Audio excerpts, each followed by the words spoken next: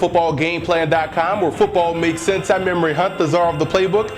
Bring you our collegesportingnews.com Game of the Week preview between the Stony Brook Seawolves and the Villanova Wildcats. Now let's take a look at some keys to victory for both teams, starting with the Seawolves.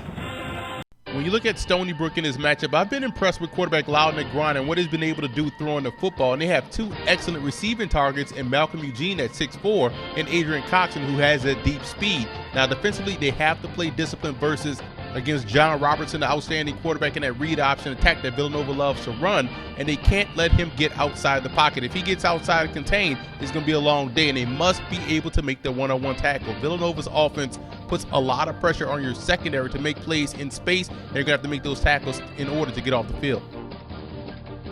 Now for the Wildcats in this matchup, you can make a case that these guys should be sitting at 2-0 right now. The first quarter is vital for Villanova against Stony Brook. If they can get out to a big lead, that defense can pin their ears back and shut down that running game. Now defensively, I'd go mostly cover two because you want to be in position for run support help. And like I said before, Stony Brook doesn't really threaten you deep passing the football, so you want to have your corners ready and in position to make plays so that way you can put these guys in second and long and third and long situations.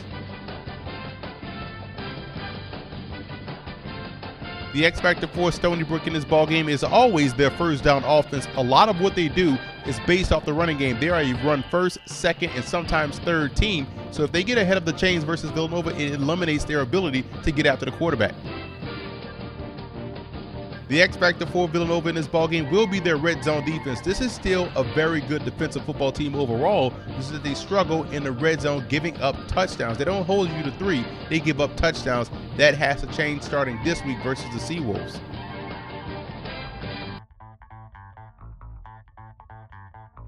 Now here are some coaching points for both teams in this ball game. Like I said before, Loudon Negron has done a great job throwing the football. You want to balance the field. Open up with him passing, break your tendencies just a little bit, and get back to basics, which is running the football. But you want to balance the field in the process. And self-inflicted wounds can't happen.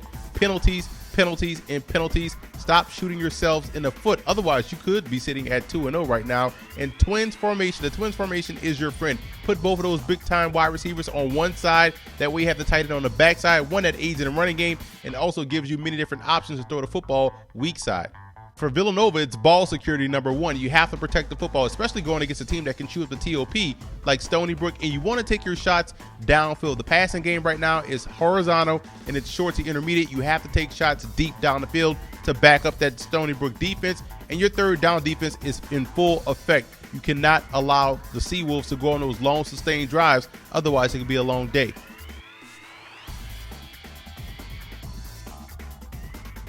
Now here are some 2014 draft prospects you want to watch out for in this ball game. Two outstanding talents that are going to be on display. Running back Marcus Coker, former Iowa transfer, is doing great things out there so far with the Seawolves, 6 feet, 230 pounds. And Antoine Lewis, a quick defensive tackle that does a great job stopping the run, is looking to add pass rushing to his repertoire this season.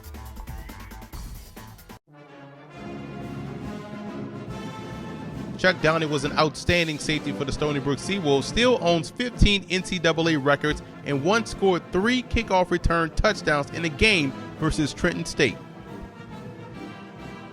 Brian Finneran was an All-American at Villanova, one of the best wide receivers in FCS history, caught over 3,800 yards throughout his career and 34 touchdowns, and also brought home the 1997 Walter Payton Award, which is the FCS equivalent to the Heisman Trophy. I like Stony Brook in this ball game. Very close matchup here, but I think it's going to be Stony Brook's passing attack that's going to surprise people this week. I think they open up just a little bit and take full advantage of the stacked box versus their running game.